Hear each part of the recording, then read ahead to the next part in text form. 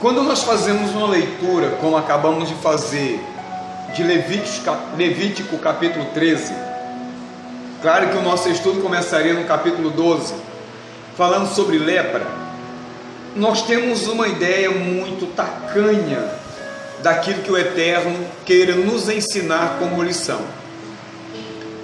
Porém, as lições, elas são tão importantes que muitos de nós não nos damos conta dos segredos que algumas palavras, como a palavra lepra, tem. Qual o segredo por trás de uma palavra chamada lepra? Claro que, hebraicamente falando, não é lepra, porque a lepra é um resultado, a lepra bíblica é um resultado de uma doença na alma. Essa doença na alma, meu cunhado, ela pode se mostrar de várias maneiras. O pecado, ele trouxe essa doença às nossas almas. Uma certa vez alguém questionando alguns versículos bíblicos, e um desses questionamentos era justamente sobre o pecado de Adão e Eva. E alguém disse uma coisa muito interessante, cuja qual eu estarei dividindo com vocês agora. Quando alguém questionou essa questão do pecado, o grande homem com quem que foi questionado respondeu da seguinte maneira: ninguém conheceria o profundo amor de Deus se não fosse através do pecado. Eu achei isso uma observação extremamente profunda, mesmo que a explanação dela tenha sido de maneira tão simples.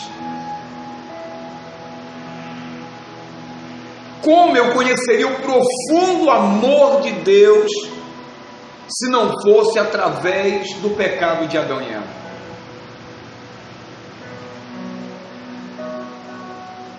Jesus vai dizer que Deus amou o mundo, William, de tal maneira, e o mundo estava e está mergulhado em pecado, mergulhado em transgressão. O ser humano, ele é terrivelmente rebelde contra Deus. E o pecado, de uma certa forma, ou de uma maneira figurada, é uma lepra. A lepra, quando ela é diagnosticada pelo Cohen Gadol, pelo sumo sacerdote, a primeira coisa que tem que ser feito quando é diagnosticada é tirar essa pessoa do convívio diário de outras pessoas saudáveis, porque a lepra é altamente contagiosa. O pecado, ele é altamente contagiante. Por isso que todos nós nascemos em pecado. Deus no livre guarda, é como se fosse a AIDS, ou uma doença sexualmente transmitida, e que o feto, ao ser gerado no ventre da mãe, é contaminado e já nasce sem ter nada a ver com aquilo, infectado pelo vírus ou pela doença. E o pecado, ele nos afastou de Deus. O pecado, ele nos distancia de Deus. Ele cria uma barreira, porque nós precisamos sair da presença de Deus. Um leproso, quando ele estava perto de pessoas saudáveis, ou quando ele estava se aproximando de um acampamento, ou quando algumas pessoas estavam se aproximando dele, ele tinha que gritar leproso e bater uma espécie de um chocalho, alguma coisa que fizesse barulho, identificando que ele era leproso, ou que ele estava adentrando naquele lugar e que ele continha lepra, para que as pessoas pudessem se resguardarem dele. Quando o homem pecou, ele teve que ser excluído da presença de Deus. Não é que Deus fosse contaminado com a lepra, com o pecado do homem, mas era porque a santidade de Deus mataria o homem, destruiria o homem. E quando o leproso não avisava que ele era leproso, ele deveria ser apedrejado. ele morria, porque não avisou que ele era um leproso. Ele não deu tempo das pessoas se resguardarem dele. E aqui vai um conselho logo de cara, querido, para vocês. Fiquem agora bastante atentos ao que eu vou te dizer. O pecado, ele é altamente contagioso. Ninguém aqui duvida disso. Ninguém aqui duvida disso. Porém, eu quero ressaltar que eu e você precisamos estarmos muito atentos às pessoas com as quais nós estamos andando e com o que elas estão nos dizendo. O que é que elas andam falando para a gente? Quais são as informações que elas passam para a gente? Quais são as intenções dessas pessoas quando elas estão Olha que interessante, toda conversa pode ser uma ministração. Toda comunicação é uma ministração, seja de Deus, seja do diabo ou seja da própria pessoa. Elas podem nos salvar, elas podem nos derrotar, ou ela pode colocar uma ideia, ela pode gerar um sentimento, ela pode nos dar um caminho, e esse caminho pode ser de morte, de destruição. Então eu preciso saber com quem eu converso. Eu preciso discernir qual é o teor, o que é que está por trás daquela palavra, por trás daquela conversa. E lepra tem tudo a ver com aquilo que falamos, lepra tem tudo a ver com aquilo que ouvimos e com as decisões que nós tomamos. Até aí tudo bem, meus filhos? Romanos capítulo 6, anotem.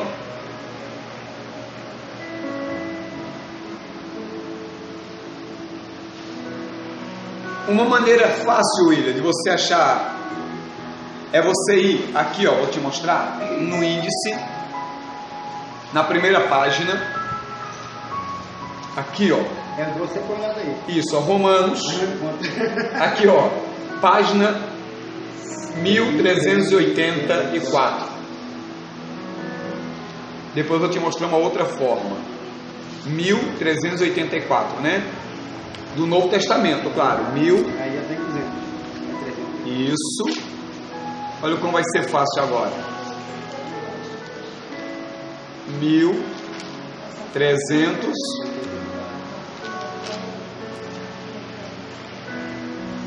Passou. Achou Romanos? Eu estou para falar isso para vocês já tem um tempão, mas não lembro. É, porque a numeração é mais fácil. Muito mais fácil. Capítulo 6 de Romanos, o verso 23 nos revela um segredo que todos nós já sabemos. Porque o salário, verso 23, o salário, achou? Do pecado é a morte. O que é que a morte, com o que é que a morte retribui o ser humano? Com o pecado. Qual é a retribuição do pecado? A morte. Quer dizer, o único desfecho do pecado é a morte. É separação de Deus. O pecado nos separa de Deus, e é essa separação de Deus que causa a morte do ser humano. Porque Deus é que emana a vida que nós precisamos. Por isso que nós iremos morar com Deus. Por quê? Porque essa morada com Deus não permitirá que nós morreremos. Que nós morramos. Conjuguei muito mal agora. Estar com Deus é ter a vida eterna. Estar separado de Deus é viver uma morte eterna. Paradoxo, não é viver uma morte eterna. Tá ok? E lá no capítulo 3 de Romanos,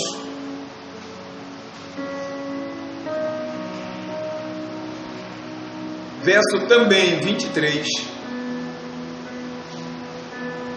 vai nos orientar a respeito da danosidade do pecado, quando ele afirma: porque todos pecaram e destituídos estão da glória de Deus. Destituídos estão da glória de Deus. É forte. Ou seja, carecem da glória de Deus, precisam da glória de Deus. É uma necessidade do homem, tá, queridos?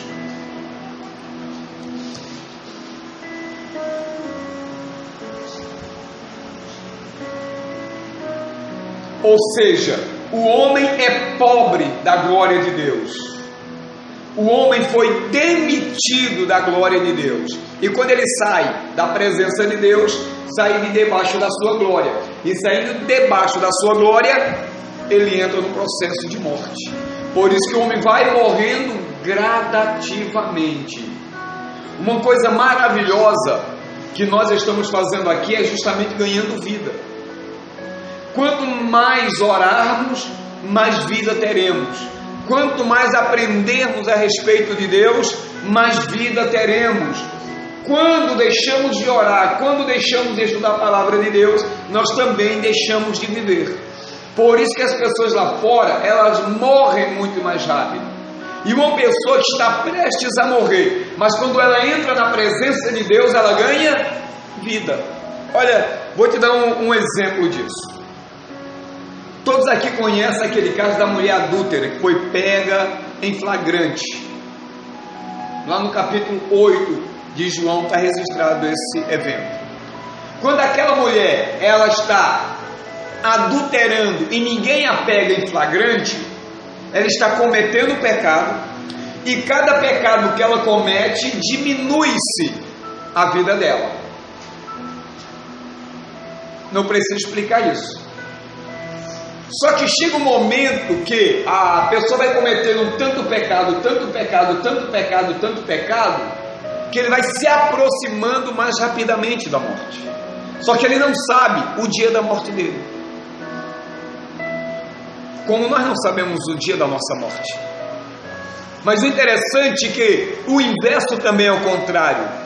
Quanto mais coisas nós fazemos baseados na vontade de Deus e para a glória de Deus, mais vivemos, mais ganhamos méritos para viver. E quando eu falo ganhamos méritos para viver, está incluído a felicidade, está incluído a saúde, está incluído o sucesso, está incluído a prosperidade, está incluída a realização dos sonhos, está incluído a derrota dos inimigos, a queda dos adversários. A bênção de Deus, minha filhota Cristiane, é completa. Só que ela não se completa enquanto nós estivermos aqui. Ela irá se completar quando nós estivermos morando com o Eterno, morando com Deus. Mas enquanto aqui estivermos vivendo, à medida que nós formos obedientes e fiéis, Deus vai curando nossas feridas. Deus vai restaurando aquilo que precisa ser restaurado na nossa caminhada. Ele vai nos dando disposição, Ele vai nos dando estratégia para vencer os obstáculos, Ele vai nos abençoando com resistência, Ele vai abrindo porta onde não há e fechando outras que precisam ser fechadas. Tudo isso está dentro dessa aproximação, como ao contrário também é verdade, quando nós vamos nos distanciando de Deus.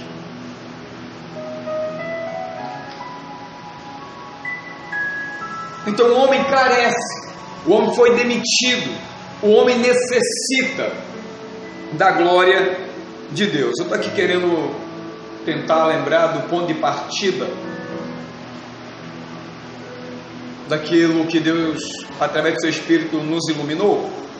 Mas se eu lembrar, eu retorno ao ponto. Se eu lembrar o ponto de partida, eu retorno. Então, quanto mais distante o homem de Deus estiver, mais próximo da morte ele também estará. Lembrei, Então, à medida que aquela mulher ia cometendo adultério, os dias dela ia sendo abreviados. À medida que uma pessoa vai mentindo, também vai se diminuindo o seu tempo de mentira, porque o dia da verdade vai chegar. Quanto mais um camarada vai aprontando as escondidas, o dia da iluminação também vai chegar. Compliquei ou expliquei? Aquela mulher estava cometendo atos de adultério sempre. Só que calhou de no dia ela ser pega em flagrante adultério. Pegaram aquela mulher e estavam então arrastando para o Sanedrim, que era a cúpula que decidia o que aconteceria com aquela mulher. Só que alguém teve a felicidade de pensar o seguinte: que tal nós levarmos essa mulher, que tal nós levarmos esta causa a Jesus, a Yeshua? Que tal nós levarmos essa problemática, aquele que tem sido aclamado como Messias da casa de Israel? E a galera disse: caramba, boa ideia, porque eles tinham o objetivo não somente de apedrejar aquela mulher, mas como também, de certa forma, entre aspas, desmascarar Jesus, desmascarar Yeshua, tentando trazer uma acusação contra ele, dependendo do julgamento ou de como ele julgaria aquela situação. Bom, queridos, a melhor coisa que tem é quando nós levamos as nossas causas ao Senhor Jesus. Porque, independente da tua intenção, Jesus vai revelar o que você precisa fazer. Independente do que você e eu possamos estar sentindo naquele momento, levarmos a causa a Jesus, Ele vai nos dar o direcionamento racional, independente do que estamos sentindo dentro daquilo que estamos vivendo. Ele vai trazer luz aonde nós estamos, quando nós estamos mergulhados em trevas. Ele vai trazer o esclarecimento das dúvidas que nós estejamos vivendo. Levar o meu e o seu problema a Cristo, ao Mashiach, ao Messias, é a melhor coisa que alguém pode fazer, ou que nós possamos fazer. Chegaram diante de Jesus e disseram: Jesus, Yeshua, essa mulher foi pega em flagrante adultério. A lei de Moisés, pronto, já jogou na cara de Jesus, já lançaram na frente de Yeshua o que se deveria fazer com aquela mulher. Ou seja, de uma certa forma, aquela mulher já tinha sido sentenciada à morte.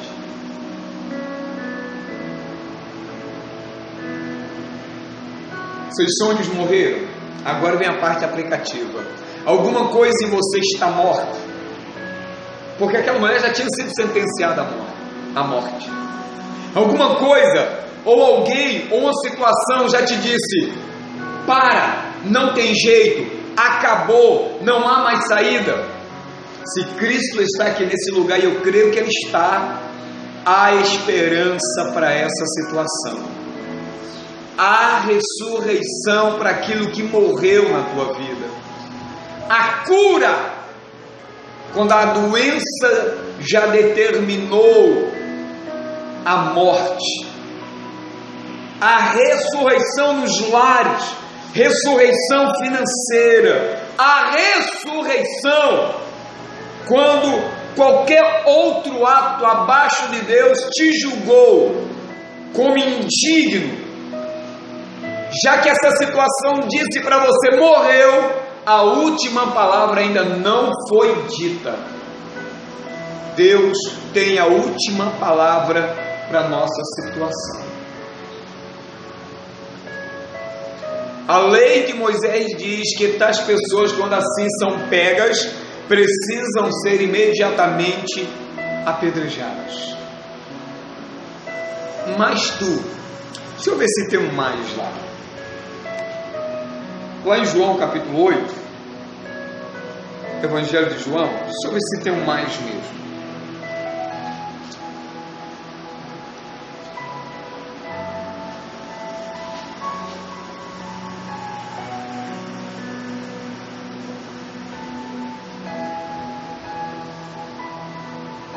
Acharam? Achou, meu filho?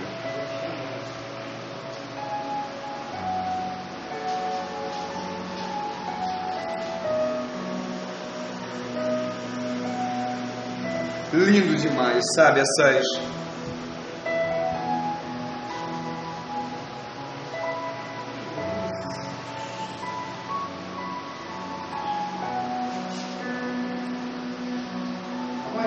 Eu não, tô tranquilo, eu te espero. Eu sei que isso leva um pouquinho de tempo mesmo.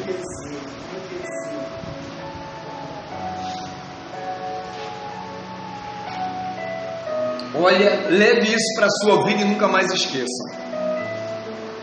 Nunca mais esqueça.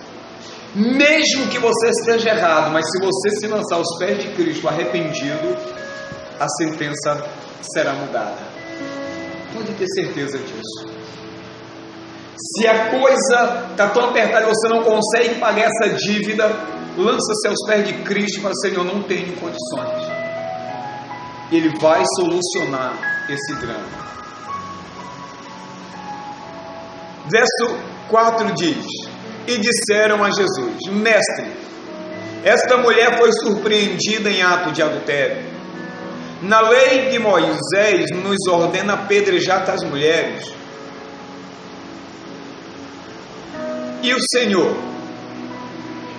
Mas Jesus... E tu? Eu já estou no verso 6. Na lei de Moisés mandou apedrejar tais pessoas, tais mulheres.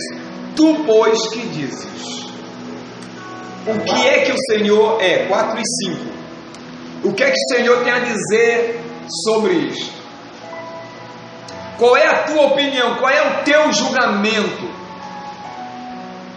Porque aquela mulher estava pecando. Enquanto ela estava pecando escondido, ninguém pegava em adultério, mas alguém já estava de olho nela. Ou seja, o marido dela. Ela foi pega em flagrante adultério e agora precisa ser apedrejada. Levam até Jesus, que o dia do acerto de contas chegou. Então o verso 6 vai dizer, verso 7, perdão.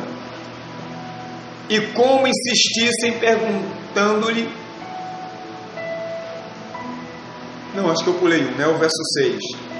Isto diziam eles tentando para que tivesse de que o acusar. Porém, Yeshua, inclinando-se, escrevia com o dedo na terra. E como insistissem, perguntaram-lhe: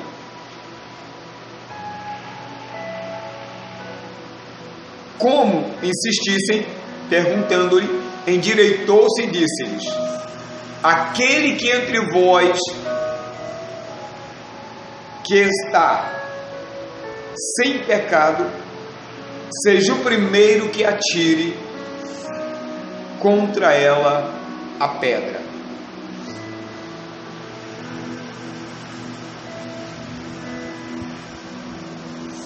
Confrontante, né? Percebe que as palavras determinam a morte, mas que as palavras também determinam a vida. Por isso que a Bíblia diz assim, que você deve julgar todos. Lembra, Cristina? De que maneira? Vê se você lembra.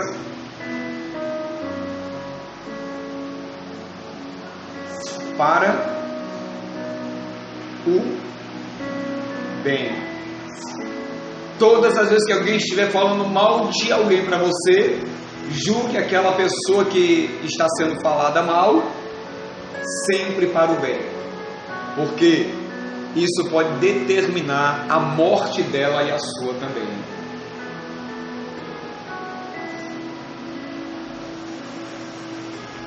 Quanto mais pecado fazemos, mais perto da morte estaremos. Mas quanto bem fizermos para a glória de Deus, mais vida também receberemos. Aquela mulher, ela foi sentenciada à morte, mas quando ela foi colocada ali diante de Jesus, Jesus fez o quê? Deixou a decisão de quem, querido? Deixou nas mãos de quem a decisão de apedrejar aquela mulher? Jogaram o julgamento nas costas de Jesus. Bom, o que Jesus determinar, vamos ver se ele é por Moisés, ou se ele for por Moisés, vai ter que apedrejar essa mulher. Jesus joga a responsabilidade nas costas deles de novo. Ah, vocês querem apedrejá-la? Beleza. Só vai atirar a primeira pedra aquele que não tem pecado. Jogou o julgamento nas costas dele. Se alguém ali, olha que interessante, olha o segredo por trás disso aqui, ou dessa leitura, pelo menos hoje, que outros segredos serão revelados no decorrer dos anos e de outras pessoas.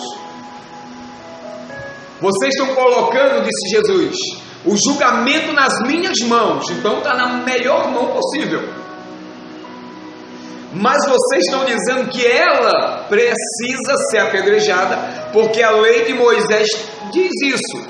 Agora eu faço a pergunta: qual de vocês aqui, Jesus falando com eles, é não merecedor de ser apedrejado?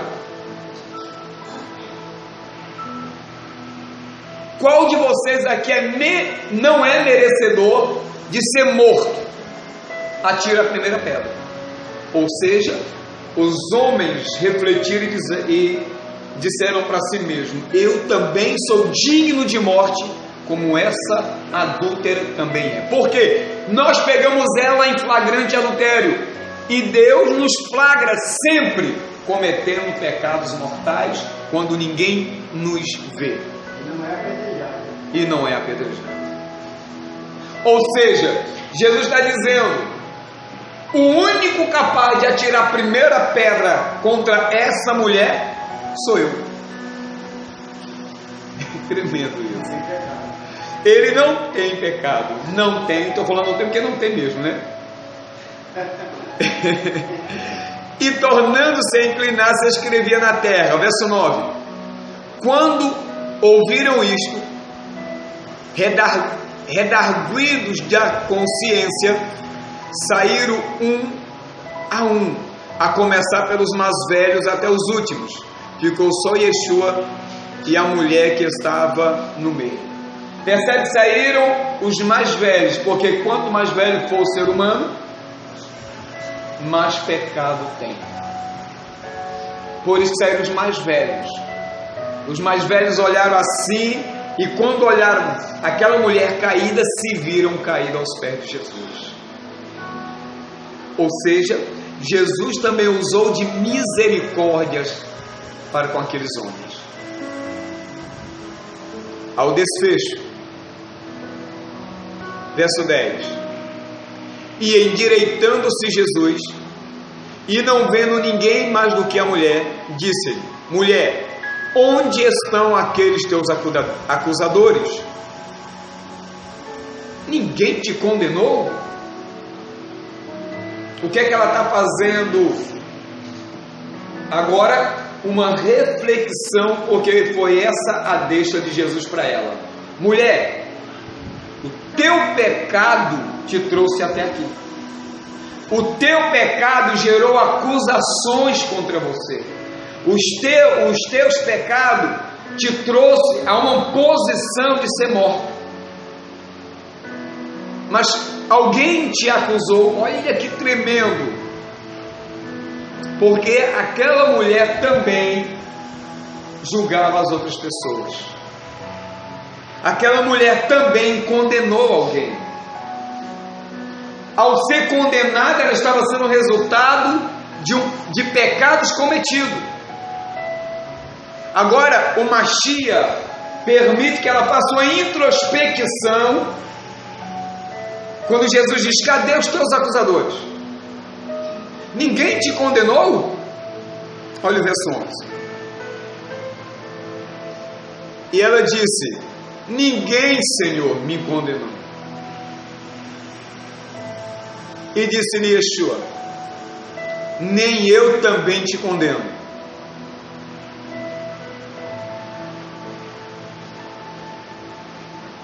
Tem hora assim que os meus pensamentos mergulham em algumas águas que eu não consigo entender o que elas querem me revelar.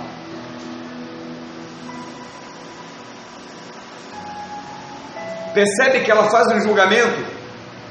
Jesus pergunta: cadê os teus acusadores? Ninguém te condenou? E ela responde: Ninguém, Senhor.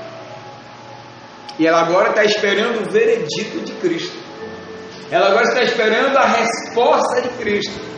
Falou, bom, se ninguém me condenou, a única pessoa capaz de me condenar vai ser o Senhor. Fala, não, nem eu também te condeno. Eu estou te dando a oportunidade da tua vida. Eu estou mudando a sentença que ninguém poderia ser capaz de mudar. Eu também não te condeno. Eu também não vou te apedrejar. Eu também não vou te matar. Porém, vá e nunca mais peque. Nunca mais cometa algo que venha trazer condenação sobre a sua vida. Aí no capítulo 6, não de João, mas de Mateus, você está em João. Se você voltar umas páginas para frente, você vai encontrar Lucas, aí você vai encontrar Marcos e você vai encontrar Mateus. Em Mateus capítulo 6,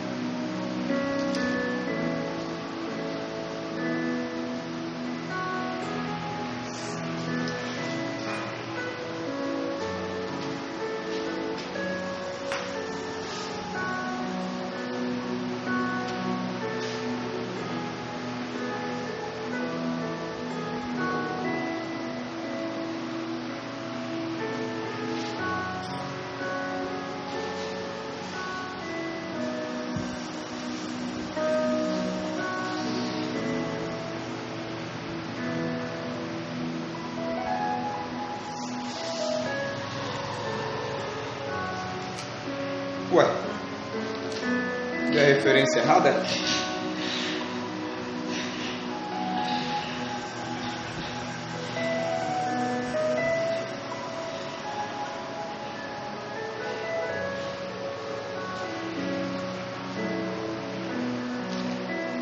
Só um minutinho, meus filhos, para ele terminar.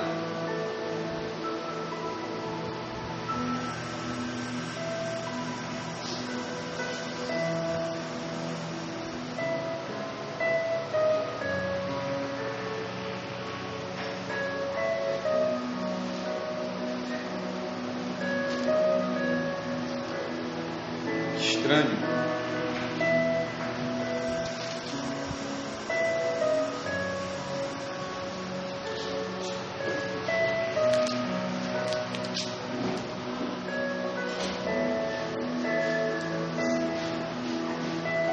Estranho.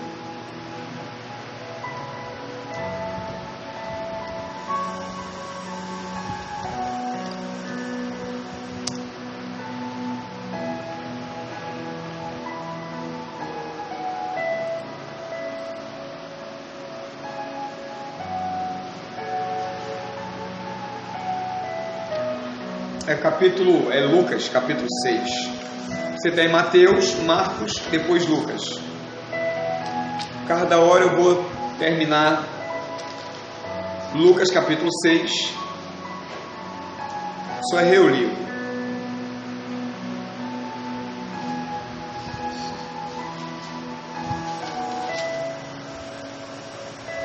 Trinta e 37 em diante.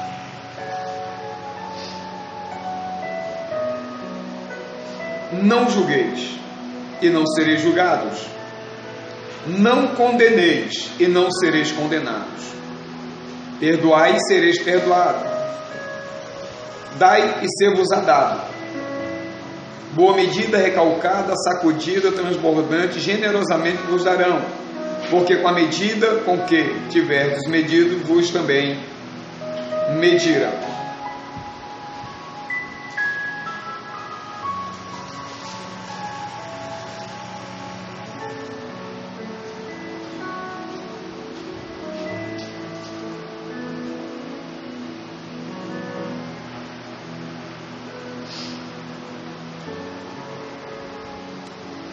o importante dessa observação que a gente faz aqui de Lucas 6,37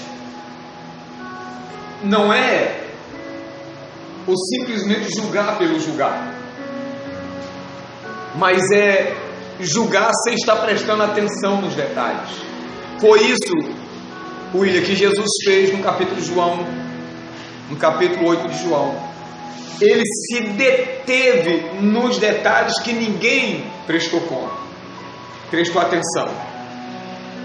E quando ele fala assim, não julgueis para que não sejais julgados, porque com a mesma medida com que vocês julgar, vocês também serão julgados. Ou seja, a medida que você sentencia o outro, é a sentença que você vai receber sobre si. A medida equivocada daquilo que eu falo, é que vai vir contra mim. À medida que eu libero a palavra contra o outro, sem razão, sem ser de maneira adequada, sem pensar nos prós e contras, é o que vai vir para a minha vida. Entendeu? Entendeu, Cristiano? Então está tão atrelado à nossa leitura que nós fizemos, que é importante que eu e você sejamos muito, mas muito atentos, porque essa doença, lepra ou tsarat, é uma doença espiritual que ela vem através daquilo que nós falamos. Então muitas pessoas lá fora estão sendo acometidas por problemas, porque eles deliberaram problemas para a vida do outro. Eu não estou dizendo que não tem momento justo de você falar assim, caramba, olha, seria muito bom que essa pessoa se arrebentasse para se converter. Pode ser um julgamento precipitado ou pode ser um julgamento muito bem feito. Porém, eu me pergunto, será que eu quero isso para a minha vida? Porque na medida que eu vou dar para o outro, é a medida também que eu estarei, exatamente, que eu estarei recebendo. Essa é a beleza da importância que o Eterno está dizendo para mim e para você, que o leproso ele tinha que passar primeiro pelo sacerdote.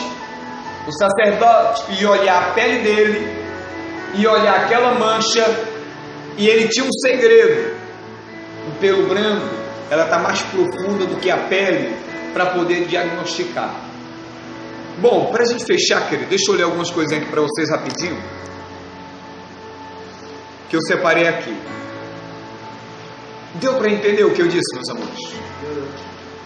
Por isso que a Bíblia diz que nós devemos refrear a nossa língua do mal, não usá-la como veneno, para não inocular amargura, tristeza, decepção na vida dos outros. Não estou falando do desabafo, do conversar, entendeu? Olha só, nesta semana nós acabamos de ler, nós estamos lendo uma porção de estudos juntas, que é tsária, ou tsaria, que tem a ver com parto e lepra, e metsorá. E ambas falam basicamente sobre uma doença espiritual chamada tsarat, que na sua Bíblia foi traduzida de lepra, e ela é causada por algumas transgressões específicas, entre elas lashon hará, que é falar mal dos outros, falar mal da nação, falar mal dos príncipes, falar mal do governo, falar mal daquilo que envolve autoridade. E esta doença espiritual é muito confundida com a lepra, pois a manifestação física se dava através do surgimento de várias manchas que se espalham por todo o corpo. Uma das provas que era uma doença espiritual e não física é que apenas o sacerdote podia diagnosticar tal doença. Olha que interessante. Aí nós entramos, de certa forma, sei que não vai dar para a gente terminar, naquelas observações. Por que algumas pessoas não consultam o pastor diante de uma decisão que ela tem que tomar? Porque o pastor ou o líder vai diagnosticar uma coisa e essa pessoa não quer que seja diagnosticada. Então ela se priva, ela já sabe o que deve fazer, mas não faz, e algumas consequências ruins começam a acontecer na vida delas. Basicamente isso. deste ensinamento surgem dois questionamentos. Se a lepra é algo tão evidente que deixava manchas na pele da pessoa, por que ela tinha que procurar um sacerdote para receber o diagnóstico? E, além disso, o que acontecia se o sacerdote se contaminasse com essa doença? Ele podia se autodiagnosticar ou precisava procurar outro sacerdote? Se vocês não sabem, querido, um médico não pode se medicar. Ele precisa. Na questão da advocacia, eu posso me defender. Não é bom, mas eu posso. Mas, por exemplo, um psicólogo precisa de outro. Um psiquiatra precisa de outro. Mas eu sei que eu não vou entrar nesse detalhe agora, mas vamos ver algumas explicações aqui nesses minutinhos que nos restam. Explica o livro Eckhart Tolle que não existe nenhum ser humano que em suas decisões cotidianas não esteja subornado por seus interesses particulares. Cuidado com seus interesses. Os meus interesses, ele vai me prejudicar se eu não for bem orientado. Tá, queridos? Muito cuidado com aquilo que você deseja. Muito cuidado com aquilo que você está interessado, que às vezes não é plano e nem propósito de Deus. E às vezes Deus vai permitir que você cumpra esse seu interesse para você quebrar a cara lá na frente. Dizem que se conselho fosse bom. Vamos continuar aqui no que esse livro diz. Achamos que somos racionais e corretos em todas as nossas decisões. Verdade ou mentira? Verdade. Caramba, por que eu casei? Por que eu estou trabalhando nesse? Por que eu fiz? Porque eu não ouvi papai? Porque eu não ouvi mamãe? Porque eu não ouvi pastor? Mas naquele momento nós achamos que as nossas decisões são as corretas. Porém, se prestarmos atenção, perceberemos o quanto somos influenciados por nossas vontades, a ponto de vermos a situação de maneira exatamente oposta de como ela verdadeiramente é. Caramba, eu achei que ia me dar bem, mas o se dar mal estava ali, o buraco estava cavado e estava na tua frente, mas o meu interesse, os meus desejos, aquilo que eu projetei foi tão maior que colocou uma camuflagem e eu caí de gaiato no navio. Até aí tudo bem?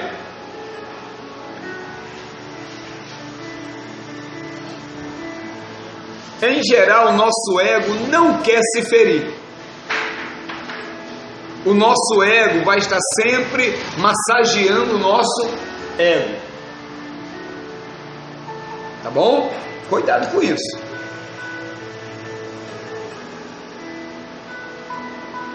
E não queremos admitir que erramos. E muitas vezes, mesmo que de forma inconsciente, negamos o que é óbvio e procuramos desculpa para os nossos atos. Porém, o Criador do mundo conhece suas criaturas e por isso nos ensinou uma forma para chegarmos à verdade, independente dos nossos interesses. Essa forma é através do aconselhamento com outra pessoa que está fora do problema e pode ver as coisas com claridade e sem nenhum interesse. Então, termino aqui.